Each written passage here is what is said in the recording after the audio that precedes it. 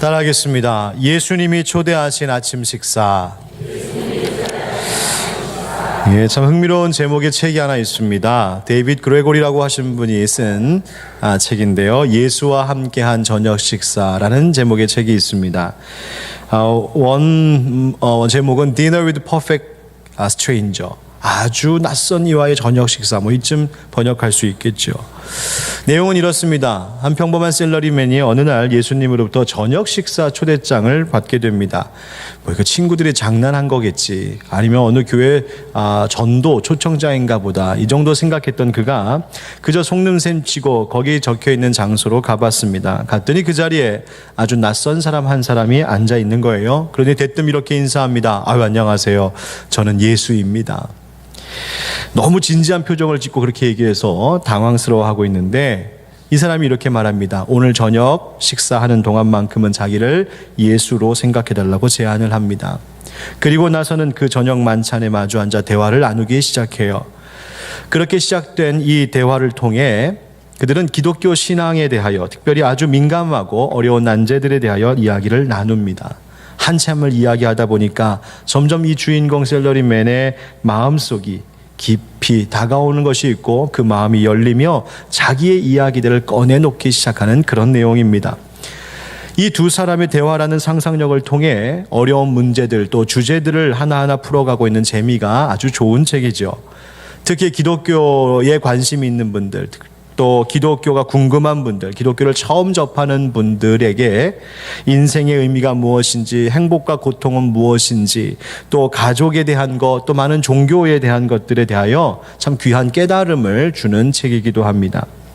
그런데 이 책이 제게 마음에 들었던 것은 그 내용이 재미있고 또 아주 논리적이고 확실한 그 근거를 바탕으로 한 책이기 때문에 유익함이 있어서도였지만, 저는 이 글을 쓴 작가가 이 어렵고 딱딱할 수 있는 기독교 신앙의 주제들을 다루기 위해 그 설정한 배경이 참 마음에 들었습니다. 바로 저녁 만찬이 차려진 식탁에 마주 앉아 대화하는 방식이라는 거죠.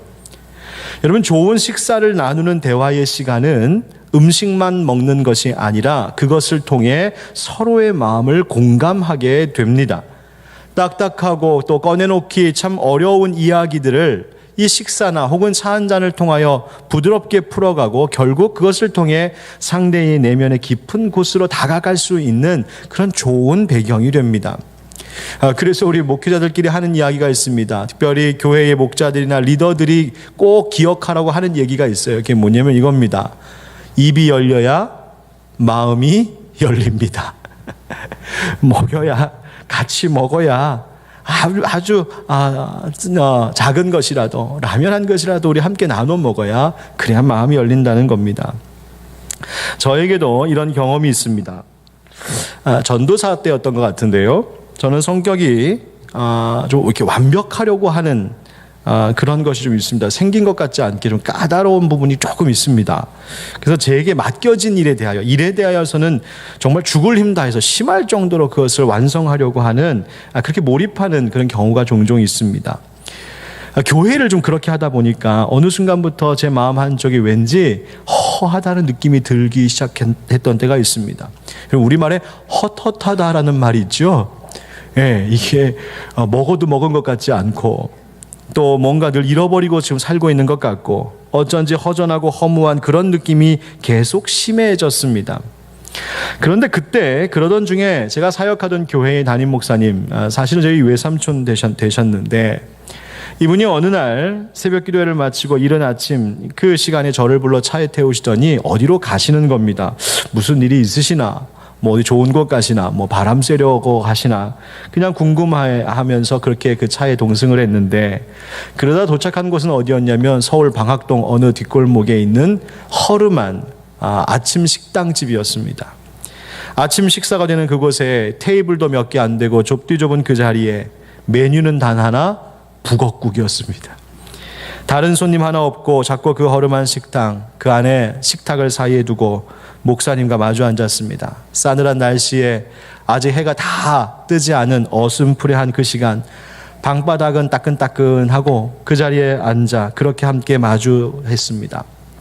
잠시 후 목사님과 제 사이에 김이 모락모락 나는 두 그릇의 뚝배기 놓였습니다.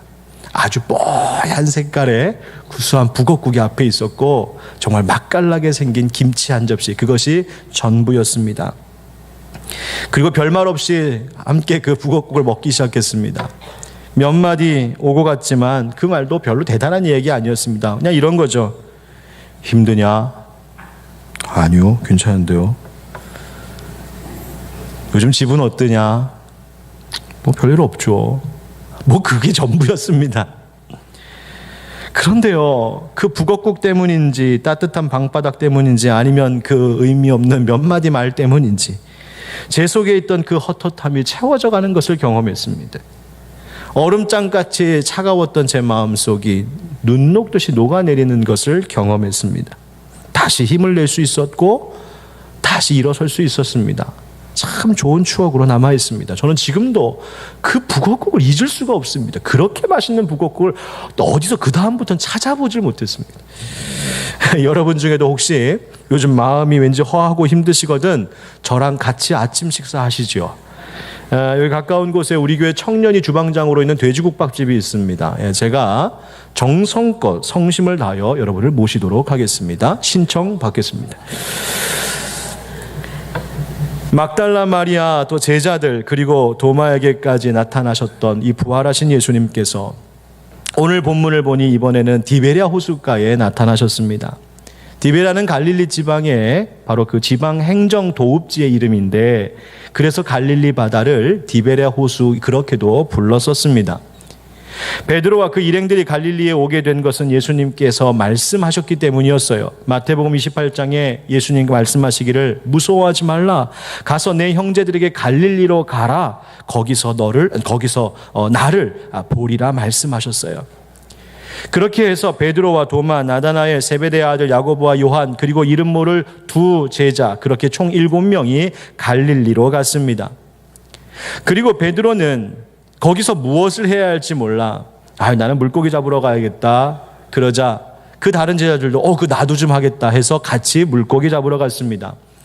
그때를 성경은 이렇게 증언합니다. 우리 3절 4절 같이 읽어보죠. 시작.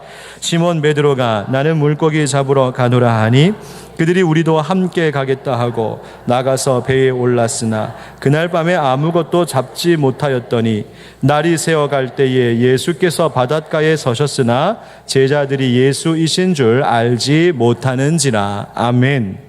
오늘 이 말씀 속에서 우리는 제자들의 모습 몇 가지를 발견하게 되고 그 제자들의 모습을 통하여 오늘 우리의 모습을 보게 되는 것이 있습니다. 베드로와 6명의 제자들이 우리 이제 예수님 기다리지 말고 다시 어부 일이나 열심히 하며 살자. 사실 이것은 베드로와 제자들이 이제는 그냥 다 포기하고 어부일 하자 그렇게 옛날로 돌아간 것을 의미한 것은 아닙니다. 그들은 예수님 보기 위하여 갈릴리에 갔고 그런데 막상 가서 보니 도대체 어디서 그분을 기다려야 되는지 무엇을 해야 되는지 어떻게 하면 언제쯤 볼 수 있을지 몰랐기 때문에 그들은 물고기 잡으러 다시 갔던 것이지요.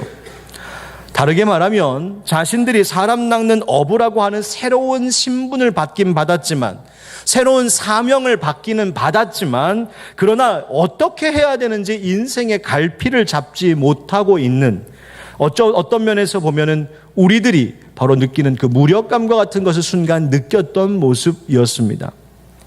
마치 우리가 그리스도인으로 부름을 받고도 어떻게 살아야 하는지 모르는 그것과 마찬가지입니다. 여러분, 예수님을 믿는 신앙을 가지게 되었다고 해서 갑자기 인생의 모든 문제를 척척 해결해내는 그런 능력의 소유자가 되는 것이 아닙니다.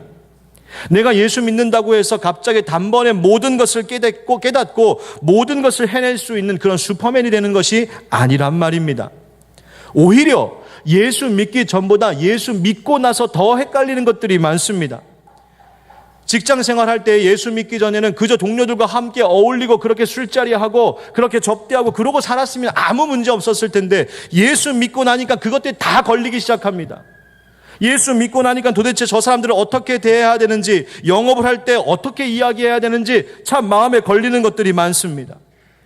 어려운 일을 만났을 때에 이런 문제는 도대체 어떻게 풀어야 하는지, 예수 믿기 전에야 사람들한테 물어보고 내 능력으로 한번 해본다고 하고 인터넷에 지식인에게 물어보기도 하고 그러면서 자기의 방법을 간구했지만 목사님 얘기 들어보니까 예수 믿는 사람들은 하나님께 의지하랍니다. 하나님께 맡기랍니다. 그런데 도대체 그거 어떻게 하는 건지 알지 못할 때가 있습니다. 갈피를 못 잡을 때가 있어요. 그러다 보면 무력감에 빠지게 됩니다. 지금 제자들이 그렇게 고기 잡으러 갔습니다. 또 다른 모습이 있습니다. 그들은 밤새 수고했지만 아무것도 얻지 못했습니다. 그들의 한 일이 무익했다는 이야기입니다. 여러분, 이런 일은 이전에도 있었지요. 베드로가 예수님 처음 만나기 전에도 똑같은 일 경험했습니다. 그날도 밤새 수고했지만 아무것도 잡지 못했습니다. 그런데 여러분 생각해 보세요. 지금 본문의 베드로는 예수님 만난 이후의 사람입니다. 게다가 부활하신 예수님을 만났던 베드로입니다. 그런데 만나기 전에도 물고기 잡지 못하더니 예수님 만난 다음에도 여전히 물고기는 못 잡는 베드로입니다. 아이고, 베드로가 실력이 되게 없나 보다. 혹시 그렇게 생각하십니까? 그런 것이 아니겠죠. 바로 그 모습이 우리라는 것입니다.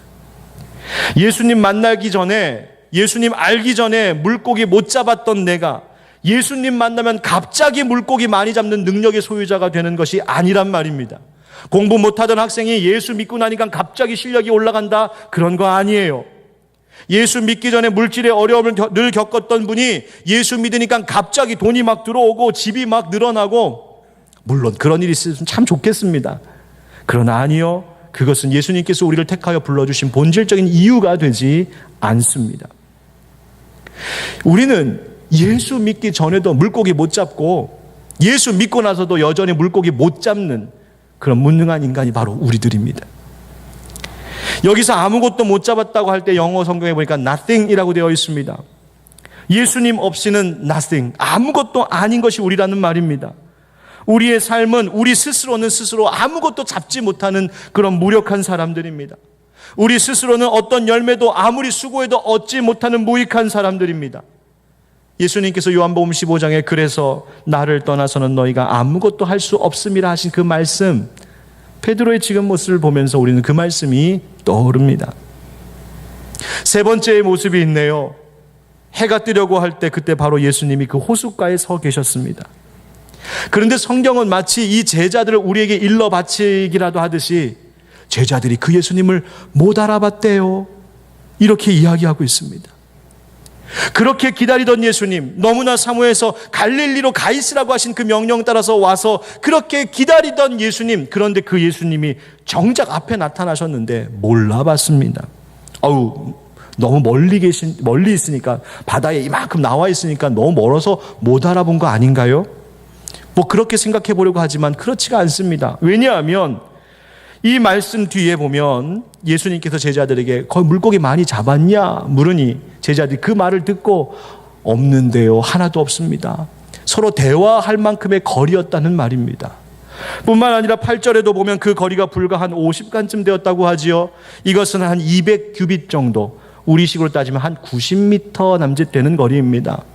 얼마든지 사람 알아볼 수 있는 거리입니다.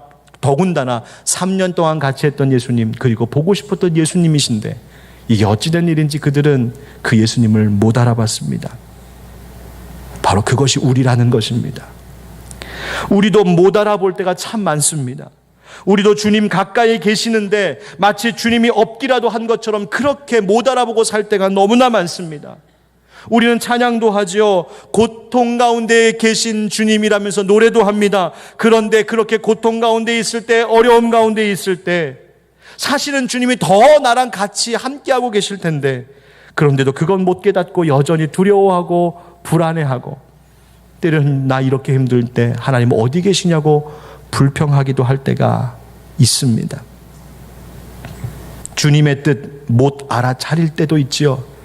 분명 주님 나와 함께 하시는데 알지도 못하겠고 느끼지도 못하는 그런 영적인 무지함 가운데 빠져 살 때가 우리에게 있습니다. 그렇게 물고기 잡으러 나갔다가 아무것도 잡지 못한 채 그물 정리하는 제자들의 바로 이 모습이 바로 예수 만나고 나서도 여전히 무력하고, 그래서 방황하고, 여전히 무지하고 깨닫지 못하고, 여전히 무력함 느끼고 아무것도 얻는 것이 없는 것 같은 바로 우리들의 모습을 보여주고 있습니다. 내가 그리스도이니까 난 다 할 수 있어. 여러분, 그렇게 생각할 수 없습니다. 나는 목사니까 난 능력이 있어. 나는 예수 믿은 지 꽤 되었으니까, 신앙생활, 교회생활 열심히 하고 있으니까 나는 주님의 뜻을 다 알 수 있어. 그렇게 생각할 수 있을까요? 아니요. 우리는 그리스도인이지만 우리는 얼마든지 제자들과 같은 모습일 수 있습니다.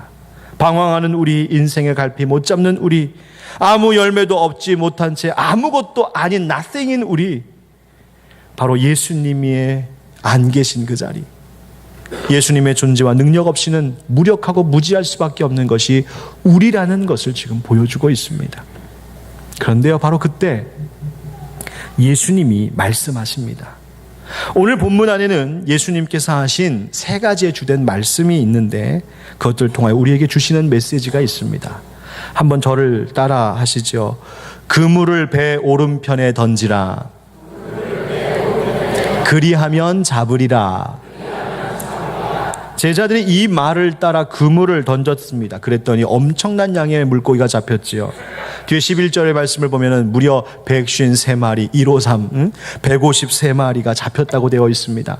어떤 이들은 이 153이라는 숫자의 의미를 부여해서 이것이 무슨 뜻이다 자꾸 해석하려고 하지만, 그러나 오늘 요한이 이것을 쓸 때에 기록한 이유는 그 숫자 자체의 의미가 있는 것보다 얼마나 이 일이 확실한 일이었는지, 지금 이 일이 허구가 아니요 상상도 아니요 실제로 일어났었던 일이라는 것을 강조하기 위하여 그 숫자까지 기록해 놓았던 것입니다. 그런데 왜 하필이면 오른편이었을까요? 왜 물고기들이 그 오른편에 있었을까요? 여러분, 오른쪽이 왼쪽보다 신령하기 때문일까요? 그렇게 얘기했다가는 왼손잡이들한테 큰일 납니다. 아니요, 예수님이 오른편에 던지라 말씀하셨으니 거기에 물고기가 있었던 것입니다. 예수님이 그렇게 하라 하시니 되었던 것입니다. 여러분, 우리의 모든 부족함을 아시고 우리가 무엇해야 하는지 아시는 분이 예수님이십니다. 우리의 모든 형편을 아시는 분이 주님이십니다. 내가 그물을 오른편에 던져야 되는지 왼편에 던져야 되는지, 지금 그물을 내려야 되는지 그물을 걷어야 되는지, 내가 무엇해야 되는지 모든 것 아시는 분이 바로 예수님이라는 사실입니다. 그래서 우리는 주님 앞에 노래하지요. 내 이름 아시죠. 내 모든 생각도 아바라 부를 때 그가 들으시죠. 우리의 모든 형편을 마치 예수님께서 제자들의 모든 상황을 꿰뚫어 보고 계셨던 것처럼, 그리고 그들이 어떻게 해야 물고기를 잡을 수 있는지 아시는 것처럼, 바로 예수님은 우리의 모든 것을 아신다고 말씀하시는 것입니다. 그러니 여러분, 염려하지 마십시오. 우리의 모든 것을 아시는 주님이 오늘 나에게 뭐라고 말씀하시는지, 뭐라고 명령하시는지 그것에만 귀를 기울이십시오.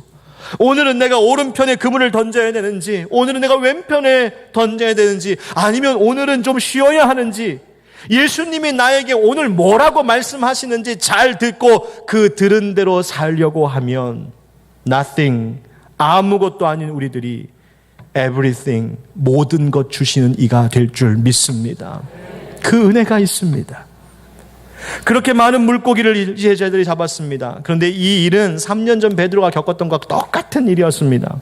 지금 그때를 그대로 재현하고 계신 거예요. 심지어 성경은 제자들이 지금 탔다고 말하는 이 배, 그런데 원문을 보면 그냥 배 이렇게 되어 있지 않고 바로 그 배 이렇게 되어 있습니다. 그래서 혹자들은 그 배가 이 베드로가 예수님을 처음 만났을 때 탔던 그 배다.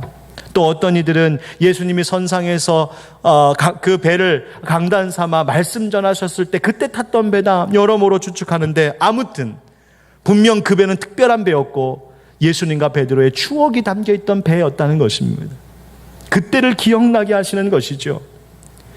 이제 그물을 들 수도 없을 만큼 물고기가 많이 잡히게 되자 드디어 눈치 빠른 요한이 알아보았습니다. 7절 말씀 우리 같이 읽어보겠습니다. 시작. 예수께서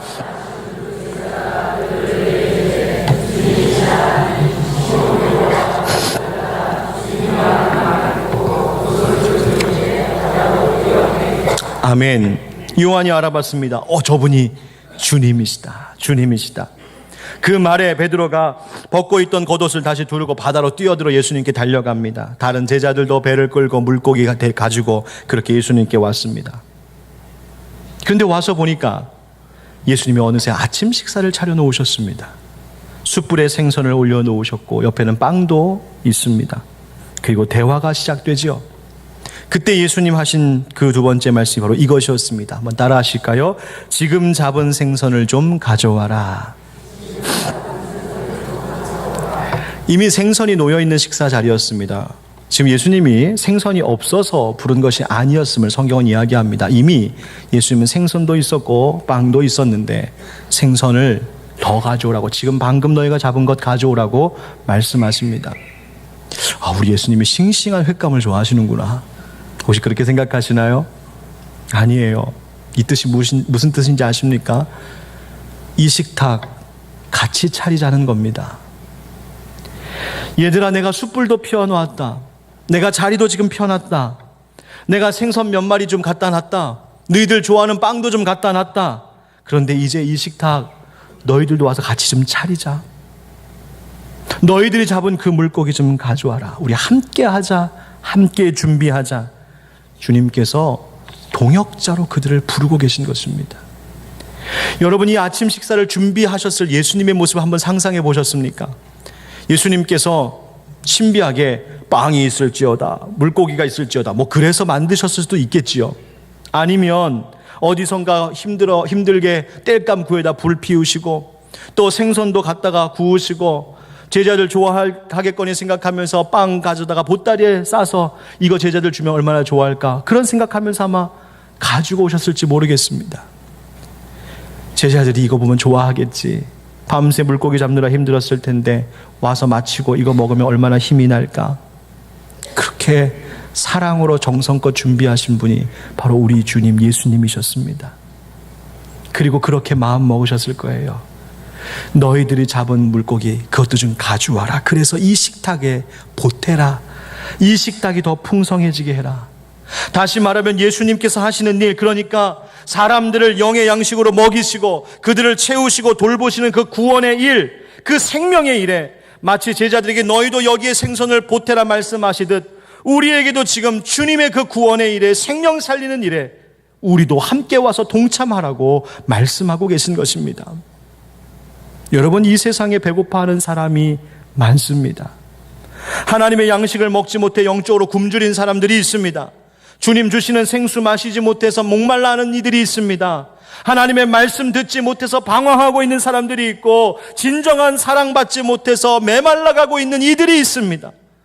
바로 그런 이들을 위하여 예수님은 아침 식사를 차려놓으셨고 그리고 제자들을 초청하셨고 그리고 이제는 그 식탁 차리는 일에 너희들도 함께 하라고 제자들을 불러주신 것입니다. 사랑하는 성도 여러분, 우리는 주님의 일에 동참해야 합니다. 우리 교회도 세상의 사람들을 사랑해주고 섬겨주고 생명 살리는 주님의 일에 동역해야 합니다. 가정에서, 직장에서 내가 하는 모든 일이 예수님께서 마치 식탁을 차리시듯이 우리가 예수님의 그 구원의 일, 선한 일에 함께 동역하고 있는 것이 바로 나의 생활이라고 하는 것을 잊지 마시기 바랍니다. 그러나 여러분, 우리가 자랑할 것은 하나도 없습니다. 왜냐하면 제자들이 지금 그 식탁에 보탠 물고기도 사실은 조금 전에 예수님께서 잡게 해주신 것이었기 때문입니다. 우리도 주님의 일에 동참할 때, 때로는 교회의 일에 봉사할 때, 때로는 세상에서 선한 일 할 때 우리는 자랑할 것이 없습니다. 왜냐하면 그렇게 도울 수 있는 것, 내게 힘이 있는 것, 내가 베풀 수 있는 무언가가 있는 것, 내가 사랑할 수 있는 것은 이미 주님께서 먼저 나에게 주신 것이었기 때문에 우리는 그것으로 자랑할 것이 없단 말입니다. 겸손하게 주님의 일에 동역하는 우리 모두가 되기를 주의 이름으로 축원합니다. 그리고 세 번째로 하신 말씀이 있습니다. 또 따라 하시죠. 와서 조반을 먹으라. 예수님이 다가오는 제자들에게 말씀하십니다. 와서 아침 식사 같이 하자고 말이죠. 여러분, 열심히 일하고 나서 허기질 때 누군가 풍성히 차려놓은 식탁을 혹시 받아보신 적이 있으십니까? 여러분, 주부들이 가장 좋아하는 메뉴의 음식이 뭔지 아세요? 남이 차려준 음식입니다. 누군가가 나를 위해 정성껏 차려준 식탁, 그것은 정말 고마운 선물입니다. 지금 예수님이 와서 조반을 먹으라 하시는 것은 제자들에게 이 힘주시고 지쳐있는 제자들을 새롭게 하시기 위한 따뜻한 선물이었습니다. 특별히 예수님을 3번 부인한 일로 인하여서 좌절하고 있던 이 베드로에게 다시 바로 이 식사를 통하여 그를 새롭게 하시고 일으키시기 위한 바로 회복의 손길이 바로 이 식사 초대였다는 말입니다. 이처럼 우리를 즐겁게 하시는 분, 우리를 기쁘게 하시는 분, 내게 선물 주시는 분이 바로 주님이십니다. 밤새 수고하고 일한 나에게 위로하시며 힘주시는 분이 바로 우리 주님이십니다. 세상의 많은 일로 인해서 어깨가 축 처져 있을 때에 사랑하는 내 자녀야, 내 아들아, 내 딸아, 그 짐 나한테 맡기라 말씀하시며 오히려 내 어깨에 주물러 주시고 내 어깨에 토닥여 주시는 분이 바로 사랑의 우리 주님이신 줄 믿습니다. 너무 힘들고 마음이 아파서 눈물이 펑펑 쏟아질 때 어느샌가 따뜻한 차 한 잔 타서 내 옆에 와 앉으시더니 내 앞에 그 차 한 잔 내어놓고 말없이 내 눈물 닦아주시고 그저 내 이야기 들어주시는 그 사랑의 주님이 바로 우리의 예수님이신 줄 믿습니다. 그 주님이 오늘도 우리에게 영의 양식 아침 식사를 차려놓으시고 우리를 초대하고 계십니다. 그럼 우리는 이 이야기를 통해 무엇을 깨달아 알 수 있을까요? 2가지만 한번 생각해 보려고 합니다. 한번 따라 하시죠. 아침 식사를 거르지 말아야 합니다. 여러분, 하루 잘 지내려면 또 두뇌 회전 잘 되려면 아침 식사 거르지 말라고 하시죠. 영의 양식도 그렇습니다. 매일 아침마다 주님이 우리에게 영적 아침 식탁을 차려주고 계십니다. 새벽 기도회라고 하는 식탁도 있고요, 큐티라고 하는 식탁도 있습니다. 어떤 방법이 되었든 하루의 시작을 주님과 식탁 나누는 것으로 시작하십시오. 언제든지 펼칠 수 있는 성경이라는 양식이 있습니다. 이제는 그저 누르기만 해도 나에게 말해주는 스마트폰이라는 성경의 양식도 있습니다. 이처럼 많은 일들을 우리에게 주셨는데 바로 그 시간을 통해, 바로 아침마다 주님과 함께 식사하는 그 시간을 통해 우리는 하루를 살아갈 삶의 방향을 깨닫게 되는 것입니다. 깨닫지 못했던 것을 알게 하시고 오늘 감당해야 할 일도 할 수 있는 능력도 주시고 잃어버렸던 삶의 기쁨과 즐거움, 희망도 다시 회복시켜 주시는 그 시간이 바로 매일 아침 주님과 함께 영의 양식을 나누는 그 아침 식사의 시간입니다. 그러므로 사랑하는 성도 여러분, 주님께서 초대하신 그 아침 식사를 거르지 마시기 바랍니다. 2번째 따라 하실까요? 나도 아침 식사에 누군가를 초대합시다. 13절 말씀을 보면 예수님께서 떡을 가져다가 그들에게 주시고 생선도 그와 같이 하시니라 말씀하고 계십니다. 그런데 그 13절 다음에 꼭 이렇게 말씀하시는 것 같습니다. 그러니 너도 가서 이렇게 빵도 나눠주고 너도 생선 나눠주면서 살아라. 예수님께서 너도 가서 이와 같이 하라 말씀하신 일이 몇 번 있으셨습니다. 선한 사마리아인의 이야기를 들려주시면서 너도 가서 이와 같이 선하게 선행 베풀며 살라 말씀하셨습니다. 예수님께서 제자들의 발을 씻겨주시는 그 섬김을 보여주시면서 너희도 서로 발을 씻겨주어야 한다고 내가 지금 섬김의 본을 보여주시는 거라고 말씀하셨습니다. 내가 너희를 이렇게 끝까지 사랑하는 것은 너희도 서로 사랑하라고 보여주는 것이라고 말씀하셨습니다. 이제 주님이 우리에게 말씀하십니다. 내가 차려놓은 이 떡, 내가 차려놓은 이 생선, 내가 차려놓은 이 아침 식사, 이 영의 양식을 나누어 주겠노니 너도 가서 이것을 나누는 삶을 살라고 말입니다. 여러분 주변에 이 풍성한 식탁에 초대해야 할 분 혹시 없으십니까? 예수님의 이 사랑, 주님의 이 따뜻한 식사를 나누어야 할 분, 오늘도 주님이 차려주시는 그 아침 식사를 알지 못해서 여전히 영적으로 굶주리고 있는 분들, 예수님의 그 따뜻한 손길을 지금도 몰라서 어딘가에 춥고 외롭게 떨고 있는 분들, 이 예배 가운데 지금 나누고 있는 이 영의 양식을 함께 나누어 먹어야 할 그런 가족, 그런 친지, 그런 이웃, 그런 동료는 혹시 여러분 주변에 없으십니까? 그분을 아침 식사에 초대하십시오. 특별히 매 주일 아침 9시에 식사가 준비되어져 있고 11시에는 브런치도 준비되어 있습니다. 주일마다 예수님 차려놓으신 이 아침 식탁에 여러분도 참여하시고 그분들도 초대하셔서 세상살이에 아파하고 굶주리고 있는 그 영혼들이 예수님 주시는 영의 양식으로 힘을 얻는 역사가 우리 가운데 있게 되기를 주의 이름으로 축원드립니다. 기도합시다.